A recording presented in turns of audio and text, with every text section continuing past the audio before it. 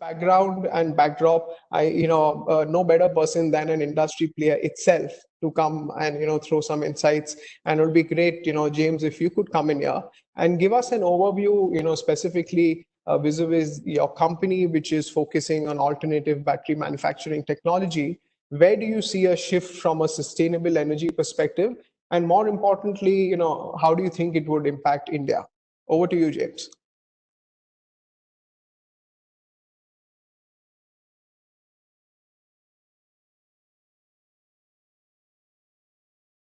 I think, James, we've just lost James. Unmute your microphone. Okay, there we go. Can you hear me now? Great. I just wanted to thank Mr. Desai and all of your colleagues for hosting this event, and thank everybody for staying home as well, because this is a humanistic crisis, and we're doing it to really support each other and to go forward. Our team in the UK at Faradion is also working from home, so a very unusual situation for us. As I told my team there, that during the Black Plague in Europe, Oxford University was closed, Cambridge University was closed, and Isaac Newton was sent home. Shakespeare was working from home. And during this time, Isaac Newton invented calculus. He developed the theories for gravity. Shakespeare wrote Macbeth. So we have very high expectations from our teams working from home now in terms of innovation and coming up with new ideas. So as Mr. Desai said, this also presents opportunities. If I take a look specifically on this topic here and related to India, we came through, Faradion had really a few very enormous events, end of last year, end of November. In India, we had a very good turnout. Just prior to that, Ms. Modi had tweeted basically about India's energy future has 4 pillars: energy access, energy efficiency, energy sustainability, and energy security. And when we looked at that, well, what does that mean? What does sustainability mean? And it really means a few different things. It means meeting your present energy needs. It means doing it with more sustainable materials and enhancing energy security with lower risk on imported energy. And I think that's a really good definition for sustainability. And so what does that mean for India in particular? I think if you take a look at this crisis that's happened, it severely impacted the supply chains. If you take a look at in a number of different industries, from wedding dresses to air conditioning to battery technology, because today 80% of all battery manufacturing is done in China. Worldwide, China controls all of the material supply chain for lithium ion. They have 30 times the lithium reserves compared to the US. They control more than 80% of the refinement of cobalt that's used in lithium ion batteries. They have 65% of the world graphite supply. So even if you want to manufacture batteries outside of China, you're still linked between China for the supply chain. And as we all know, China basically shut down for several months, which severely impacted the supply chain. And I think one of the things that will come out of this situation with the virus is people will re-examine the supply chains, and they will look to not be overly dependent on a single country or region, such as China. So what does that mean for India? What is the opportunity there? The opportunity is to develop a new energy technology, and that you can really have indigenous material supply to vertically integrate the manufacturing of the battery cells with material that comes primarily from India. And sodium ion presents that opportunity. And that's an opportunity that we're working with a number of different partners right now in India. And so this is something that I think is important. So to come back to the question, what is what is required here? I think you need an end-to-end strategy in India. I think you need really low cost. India is a very special market in terms of less focused on total cost of ownership and more focused on price. And lithium ion today is 2 to 3 times more expensive than lead acid. And lead acid is still one of the prime technologies into the market. So to move to more renewable energies, you need to be able to have a low cost solution that still provides higher performance than what you're currently able to get. And we think sodium ion provides that at a cost closer to lead acid. The other thing is you need to be able to manufacture these cells in India, ideally, and to be able to do it at a low cost. So investment needs to be made in the manufacturing infrastructure.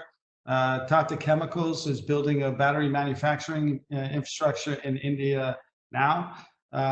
We will be partnering with Tata Chemicals to manufacture sodium ion cells in India and to bring this technology directly to the Indian market, working with them on the material supply chain to be able to produce and process the materials from India as much as possible into the supply chain, giving more energy security and energy independence towards a less polluted, more renewable energy future here. And again, you need support from end to end here. You need government support.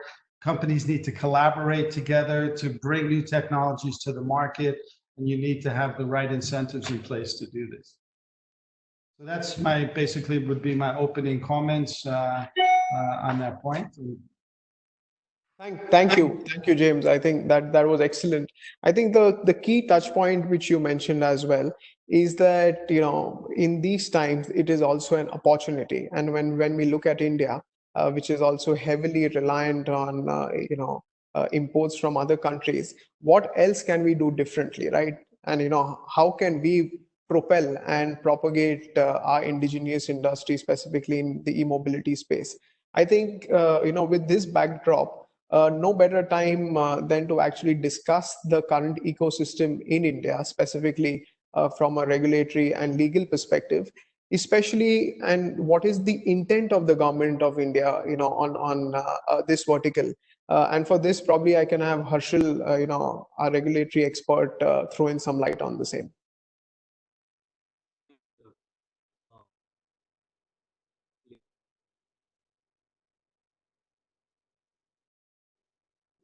The adoption of electric vehicles in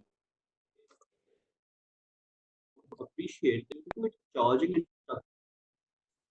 breaking. Can you have Your voice is breaking. Yeah. Put on your headphone.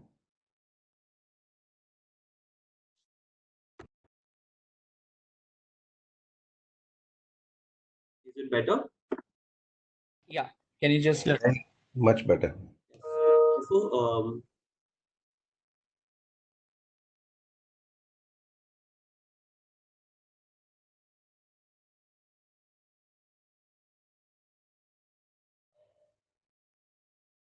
Harshil, are you there? yes. So before I get to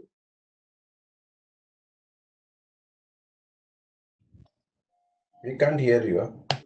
capacity building amongst domestic manufacturers to produce these critical components such as motors, controllers, and battery indigenously, rather than being dependent on imports such as from China, has to be recognized by the government. And hence, to overcome these challenges, the government of India has taken important steps in this space by introducing various schemes. These schemes include the National Electric Mobility Mission Plan, which came in 2020, the scheme for faster adoption and manufacturing of hybrid and electric vehicles in India, popularly known as the FAME scheme in India. Also, the National Mission on Transformative Mobility and Battery Storage, along with various state EV policies and incentives. Starting with the FAME incentives, we are currently in the phase 2 of the FAME scheme. The FAME 2 seeks to create a demand incentive and establishment of a network of charging stations.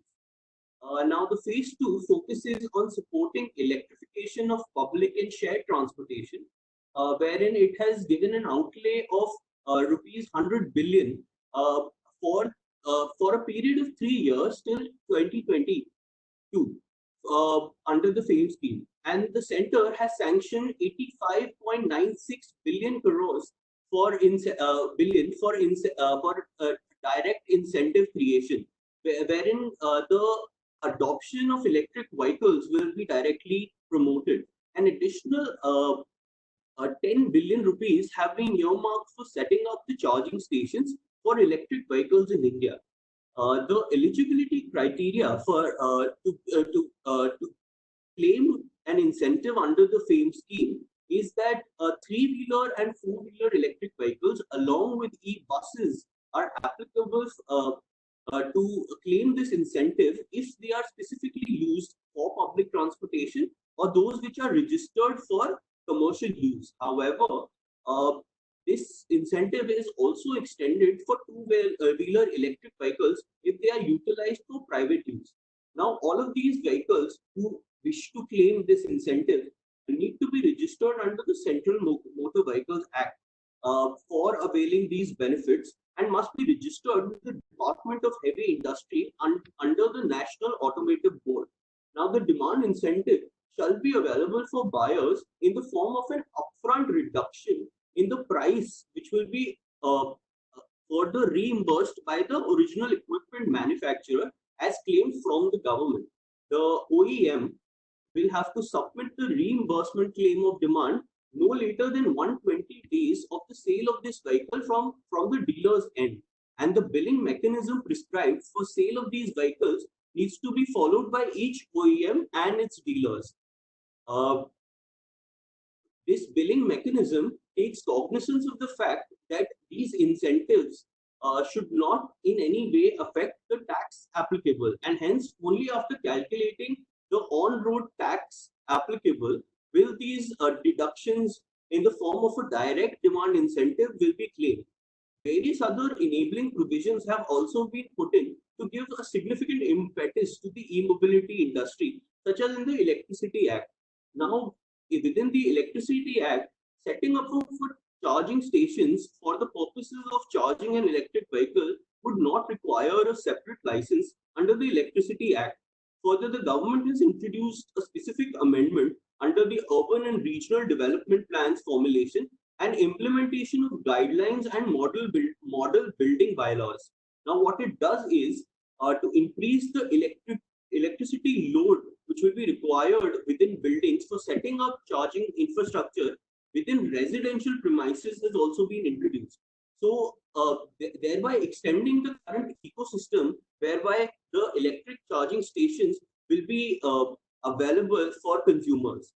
The government has also directed the GST Council to lower the GST rate applicable on batteries which are directly a part of the electric vehicle from previously 18% to now 5%.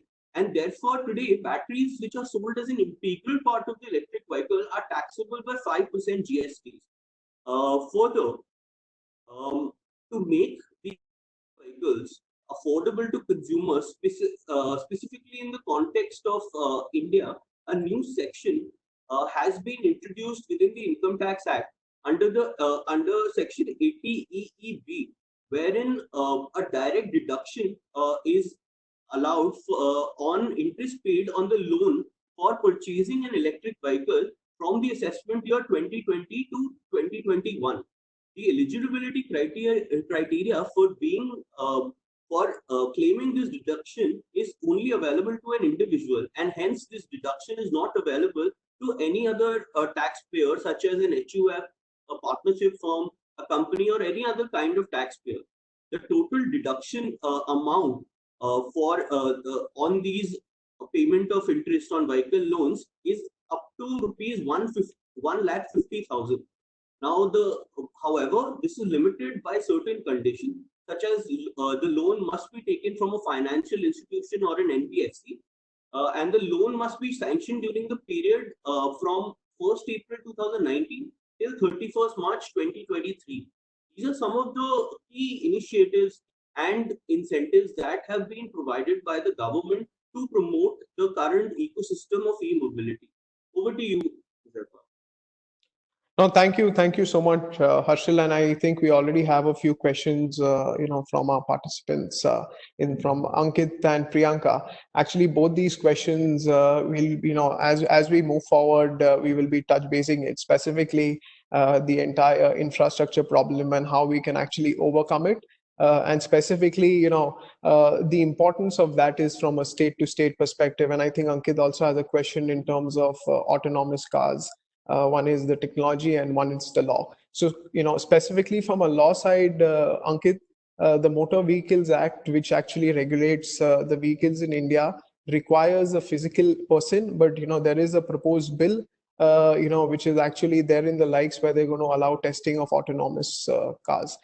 Having said that, a parallel inference to autonomous / flying cars is also in the works, though not expressly there. But the Ministry of Civil Aviation is actually toying the idea of autonomous drones, which would actually organically expand the horizon to flying cars as well. But as we move forward, we can discuss more on these lines. But just picking up from what Harshil said, that is a very good overview of the regulatory landscape in India. The next question comes is that if somebody wants to enter the Indian markets, because as James also highlighted, there are a lot of technology collaborations which could kind of be necessary and required in this space. So what are the typical structures which are used to enter Indian markets? And what are the typical legal, regulatory, and tax risks associated with those structures? With that backdrop, probably I can throw in some insights on these lines. Typically, from a foreign collaborator perspective, usually the waters are tested first. There is some amount of R&D and some amount of marketing research done on ground. Post which, once there is some amount of certainty in the market, we have seen companies actually look into licensing deals / technology collaborations. So one, of course, are the commercial aspects where the foreign collaborator is actually licensing technology for manufacturing of the products in India, or it's just a pure play R&D technology collaboration. While, of course, the IP becomes critical, and my colleague Aparna, as we move forward, is going to speak a little bit more on the IP part. But more importantly, there are also certain tax issues which are associated with it, specifically when an Indian company is, remitting money overseas when it comes to, consideration in lines of payment of royalty or fees for technical services.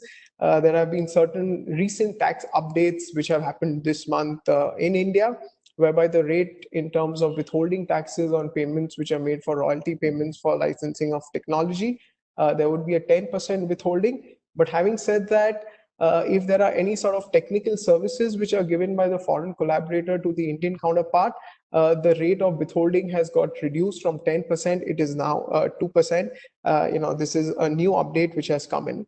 The other interesting flexibility which India offers is to capitalize payments, which are due in terms of royalty and fees for technical services. So what does that mean?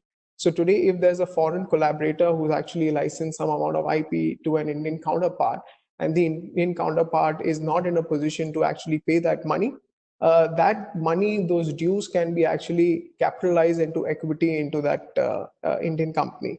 Of course, there would be certain FEMA compliances, foreign exchange management rule compliances, which will need to be adhered to, but that is very much doable. So there are some of these nuances, and as we move forward, my colleagues are going to chat further. But quickly moving on to the second model.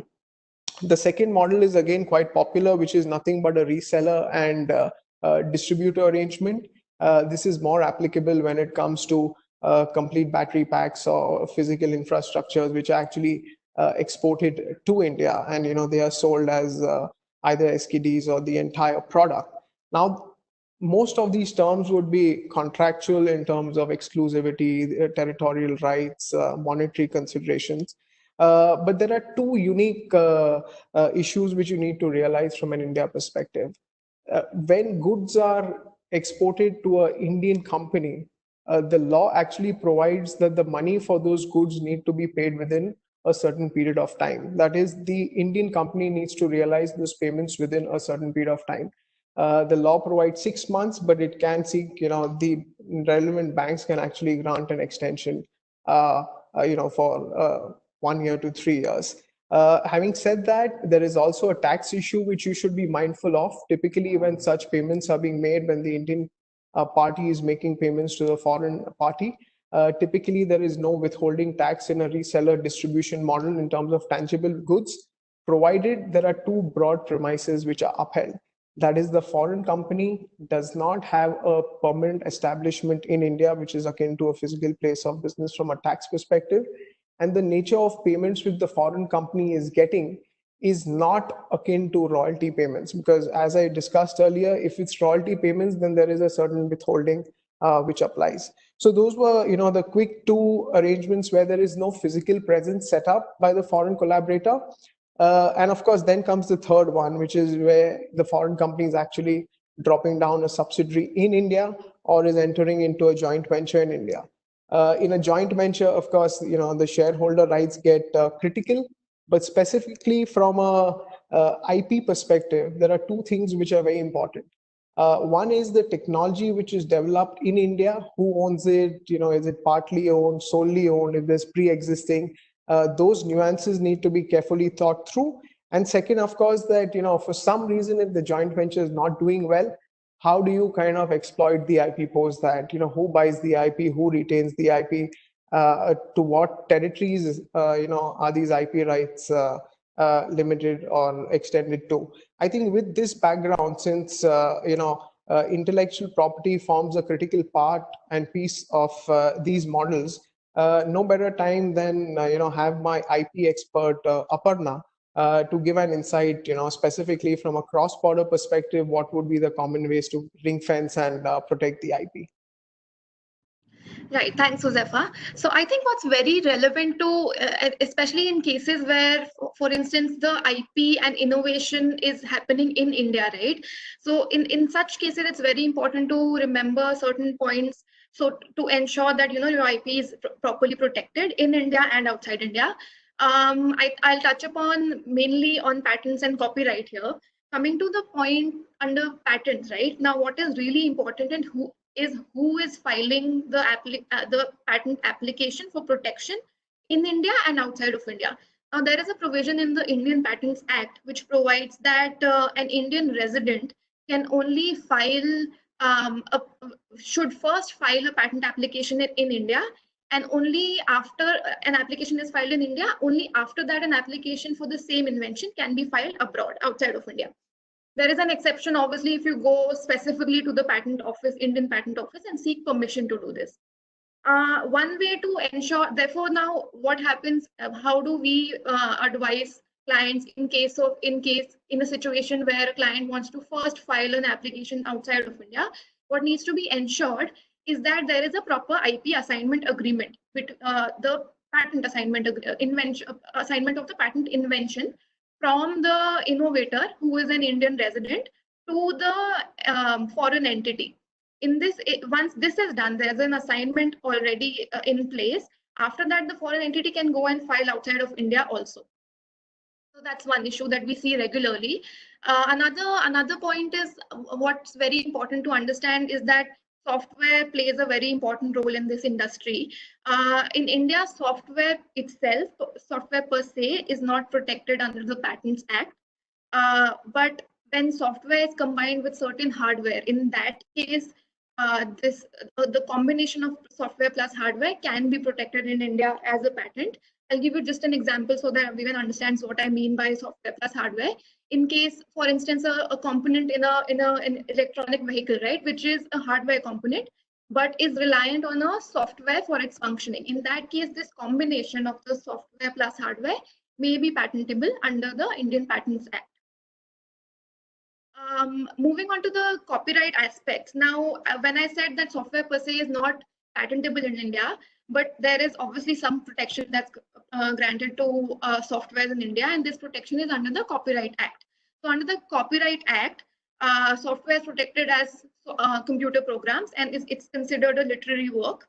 Now, what is very important from a copyright perspective and copyright protection of the copyright perspective, right? In India, the first owner of in a work that is protected by copyright is the author of the work.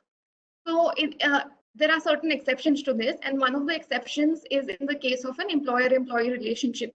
Now, in an employer-employee relationship, if an employee creates a work during the course of the employment for the employer, in that case, the employer automatically becomes the owner of the work.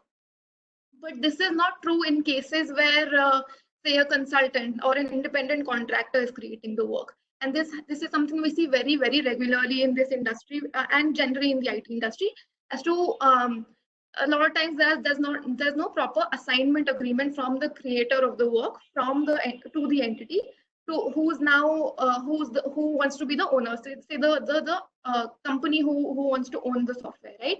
So in this case, there has to be a very specific and a robust copyright assignment agreement. Just a few more concepts here.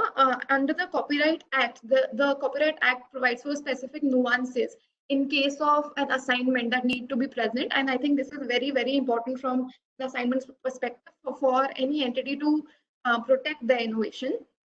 What is important, what the Act provides is that in case the assignment does not state for the term of the assignment or does not state the territory of the assignment, in that case, the Indian copyright deems the territory to be India and the time period of the assignment to be 5 years. Therefore, it's very important to ensure that you say that the assignment is worldwide and it's a perpetual assignment of rights. So these are also some other aspects that are very important from an IP perspective. I think that should always be kept in mind. Excellent. I think before we move on, I think just to pick on two questions which have come on the chat box, that under which section is the deduction available for loans for electric vehicles under the Income Tax Act. The section is 80EEB. And I think, Aloka also has a question for James. James, you want to pick that up, and Ankit, we'll come to your question in a bit too. But I think the question for James is, what is the technology ready level for sodium-ion battery? So sodium-ion batteries would be, if you look at a TRL level, it would be 8 or 9 right now, depending on the application. So our focus has been on developing energy cells. We have very high power density in an energy cell, but our focus has been on energy cells. We're bringing those technologies to market. We have a joint venture being launched in Australia. We're working on deploying that technology for energy storage systems in Australia with 10-year warranty related to that. We have a number of applications in telecom that we're rolling out. We're mostly working with what we call tier 1 or tier 2 partners in a particular market segment or geographic location. So in India, we work with Tata. In Australia, it's with a different group. And in the US, it's with the #1 telecom company worldwide. So that's been our model. We're going through another round of fundraising right now, and that is to expand our product portfolio, to bring on power cells, and to work on a green cell as well. So the green cell would have no nickel, no cobalt, no copper, no lithium, and to have even a much more cleaner, greener technology, not just sustainable, but also green technology. So those would be further back in the TRL. The power cell, we expect to have demonstrations of that later this year. I hope that answers your question. I think it surely does. I think very soon there, Aloka has responded. Perfect. Thank you, James. Thank you. I think with this backdrop, while we continue to answer our questions from the live chat box, we are poised at a very interesting juncture that if the market needs to be propelled on ground, we've discussed it from an international perspective, we've discussed it at a federal level / central level in India.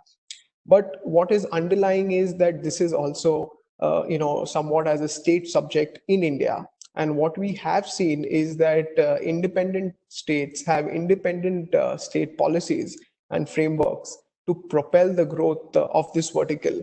So probably on that note, if I can ask Harshil, that within the ecosystem in India, do you see any different states offering some different incentives, or what is the lay of the land on ground?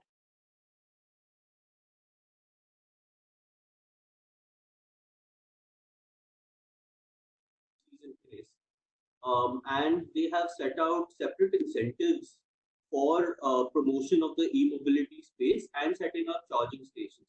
So while a lot of states within India have their specific policies, I will be focusing specifically on 4 states, which are Andhra Pradesh, Delhi, Maharashtra, and Uttar Pradesh. Starting with Andhra Pradesh, the EV policy has set up a target of attracting INR 300 billion investment for the purposes of promoting electronic vehicles in the next 4 years. Why this is being done? By giving direct fiscal incentives to automobile manufacturers and battery manufacturers, along with players who wish to set up charging infrastructure within the state. Now, the state cabinet also cleared an electric mobility policy for a complete reimbursement of road taxes and registration fees, which is available on EVs up until 2024. Now, the state set a target of having the state has a target of setting up of having at least 1 million electronic vehicles on the road in the next 5 years. This policy also provides the reimbursement of stamp duty, which is applicable on any purchase or any lease of land for the purposes of setting up an e-mobility manufacturing unit. Now, these EV manufacturing units will also have the benefit of getting discounts in the power and water tariffs that will be applicable on them for the utilities that they use. Now, coming on to the national capital, Delhi, the policy wishes to incentivize the purchase of electronic vehicles and support the electrification of public and shared transport specifically, rather than private use. Hence, the road tax, registration tax, and one-time parking fee has been waived off specifically for three-wheeler electronic vehicles. Even the auto rickshaw permit fee that is applicable for running these three-wheeler services has been waived off under the policy. Now, the policy also has a very interesting demand and has encouraged these new age app-based aggregators and ride-hailing services to provide to in fact go forward and create their fleets or totally of electronic vehicles. Now, this is done so that by 2023, at least 50% of the public and commercial transportation which is run within Delhi is run on electric vehicles. A significant impetus is also given to electric buses, whereby the government, whereby the state of Delhi has made a commitment that at least 50% of electric buses should be on the road by 2023. Coming to the state of Maharashtra, the EV policy of the state of Maharashtra wishes to generate an investment of INR 25,000 crores for electronic vehicles on the road, and also for creating infrastructure relating to the charging of electronic batteries. They wish to generate this investment of 25,000 crores for the purposes of creating dedicated charging infrastructures, and have also included the idea that petrol pumps which are existingly placed in the state of Maharashtra should be allowed to set up charging stations at free of cost, although subject to specific regulation. Also, the EV within public transports, specifically for in the form of e-buses, has been sanctioned for 6 cities, which are Mumbai, Pune, Aurangabad, Thane, Nagpur, and Nasik. Also within the state, there is a complete exemption on road tax and registration fees applicable on such vehicles. Last but not the least, Uttar Pradesh, which is probably one of the biggest automobile manufacturing hub within India. The EV policy of Uttar Pradesh seeks to establish the state into a preferred destination for attracting investment and creating the state as an EV manufacturing hub. They have thereby creating various employment opportunities within the state. Now, the EV policy specifically encourages the use of hybrid vehicles during this transition phase, and promotes electronic vehicles for public transportation by introducing 1,000 electric buses in a phased manner by the year 2030. Now, other interesting things that the state of UP has done is setting up incubation centers specifically for e-mobility at IIT Kanpur and other leading engineering institutions to encourage the adoption of the EV business model. And further, they have also introduced a 100% road tax exemption on EVs which have been purchased within the state. Although the picture of the specific state policy that have been adopted by these by different states does paint a positive picture, one of the most prominent bottlenecks for India at a very central level remains the lack of charge a big network of charging infrastructure stations. Now, which has resulted in customers being hesitant to adopt electric vehicles. Now, the infrastructure for the reason behind this is that India presently lacks a uniform charging station. The Ministry of Power has in fact adopted three charging standards, which are the Japan's the Cademio standard, the CCS, which is a European standard, and the homegrown Bharat standard. Now, the players in the e-mobility space have for long sought the standardization of these charging stations and of this charging standard in order to enable all EVs to be chargeable at any station which is available. Because this may this lack of a uniform charging standard requires additional connectors or converters to be adopted and purchased by these charging stations, which is a significant hurdle as it increases the cost of setting up these charging standards, and it and thereby has affected the kind of anxiety that consumers have from a public acceptance perspective to ensure that there will be enough charging stations if a person goes forward and purchases these electric mobility. Over to you, Huzefa. Excellent. I think we again have multiple questions on the chat. Probably we can take a couple. Specifically when it comes, I think Ankit, on the chat box has raised a very interesting topic, which is MAAS, which is nothing but an extension of how SaaS evolved and how PaaS evolved, like software as a service or platform as a service, to mobility as a service. And he's asking about the interplay vis-a-vis the federal, which is the central government, and the states, and can something else be done? So probably the answer is twofold to you, Ankit.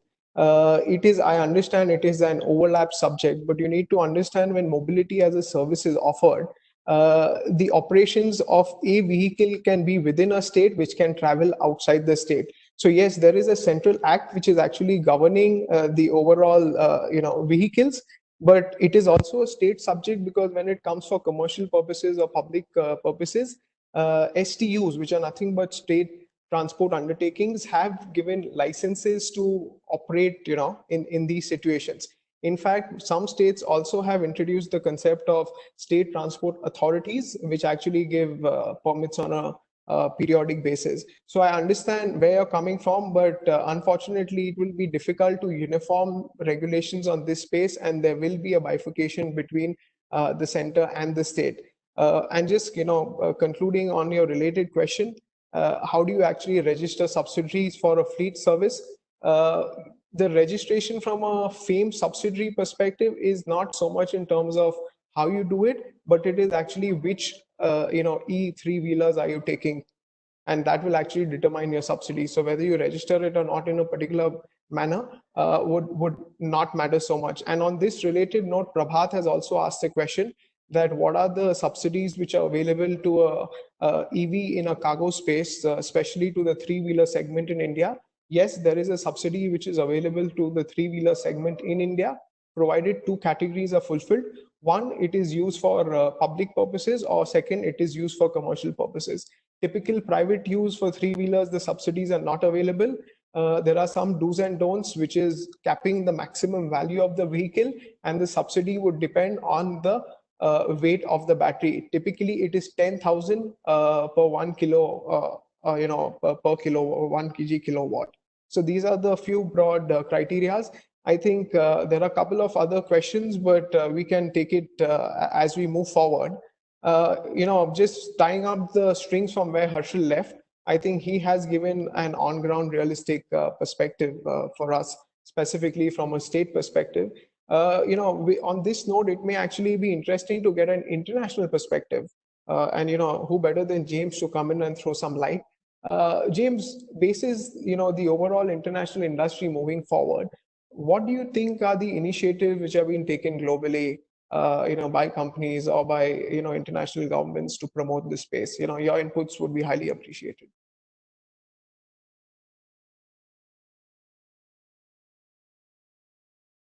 I think James, you're on mute. Could you please unmute? You are still on mute. Yeah. Okay. Yes, good. Okay.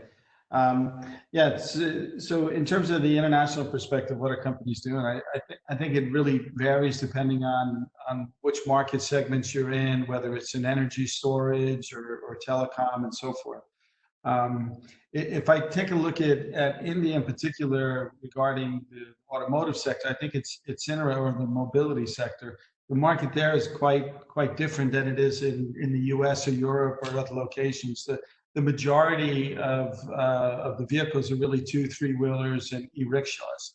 And that's been the biggest interest that we're seeing in India. I think what's interesting, during the conference we had in India end of November, there were some comments, I think, from Hero Motor, which was talking that people don't necessarily buy an electric 2-wheeler for the environmental reasons of it necessarily. It's more for the subsidies that's driving it. And of course, later on, they're very proud to say that they are doing something good for the environment, but that was not the deciding factor for purchasing the vehicle. And I think it's the same thing. We saw that with solar, with photovoltaic in Germany. For example, there was a lot of subsidies and people were putting solar and putting photovoltaic on the roofs.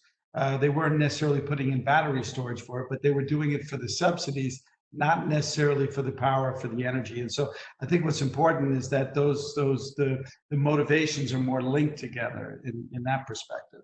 I think in India in particular, what's important is I think safety is really a key concern, because you have a lot more of a flexible mobility. People are looking at swapping batteries. There's charging infrastructure is not necessarily in place, so people may be pulling batteries out, charging them in the homes, or little shops along the road are now offering the ability to be able to charge batteries.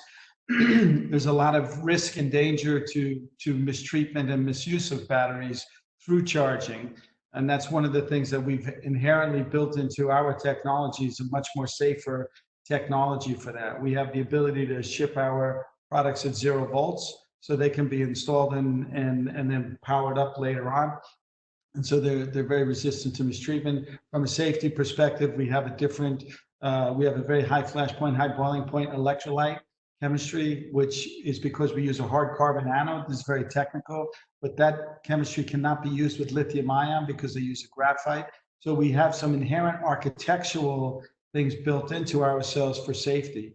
And I think we've all seen fires all around the world, from everything from airplanes to homes to Amazon or Walmart's that have caught fire due to battery issues. So safety is a really key impact. Sustainability is a key impact. And as we said, an end-to-end strategy, working closely with the governments, working with key players in the market to be able to provide a integrated solution. Probably, James, you can also, if you deem appropriate, pick up Maruti's question. Based on your experience, what is the BMS technology, which is used in India, based on your interactions with the industry players? Yeah, so in general, there's enough off-the-shelf BMS systems. It depends on what the application is. In some cases where they're doing battery swapping, where the charging company essentially owns the batteries, there's some groups up north that are helping people actually purchase the e-rickshaws or the 3-wheelers for commercial use, where they're typically owned by fleet owners. They're now setting up loans and working with people to be able to do that. One of the things they have in the BMS, or they have it set up, is also GPS to know where they are. And there's warning signals to come back when it gets down to about 20% charge, for safety reasons, to come back and be able to charge it. So there's different kinds of anti-crash protection things that are built into BMS. So it depends on the application. you can use, in our technology, you can use an off-the-shelf lithium-ion BMS system. It works with that. However, we are developing a sodium-ion BMS, and the reason is because we can go down to 0 volts, we can have a broader operating voltage range to be able to accommodate that. And these technologies are not off the shelf. So we have some IP around that, some patents that we've recently filed, and we're building those BMSs now for sodium-ion specialties. Maybe one more other comment, just India is quite special also. Typically in automotive, you're looking at cold cranking, -30.